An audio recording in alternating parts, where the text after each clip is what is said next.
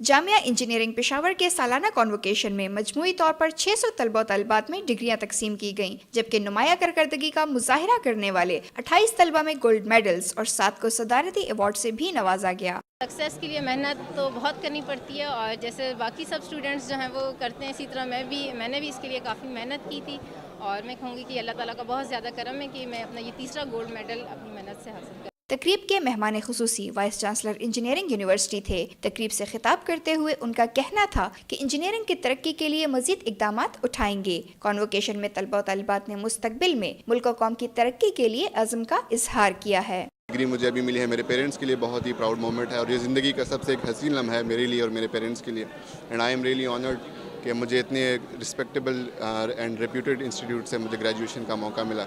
Convocation میں سینکڑوں طلبہ کا ڈگریاں حاصل کرنا اس بات کا واضح ثبوت ہے کہ خیبر پختونخوا کے طلبہ و طالبات محنت، لگن اور کارکردگی میں کسی سے پیچھے نہیں۔ کیمرہ مین ماس طارق کے ساتھ زینت خان، پشاور اب تک۔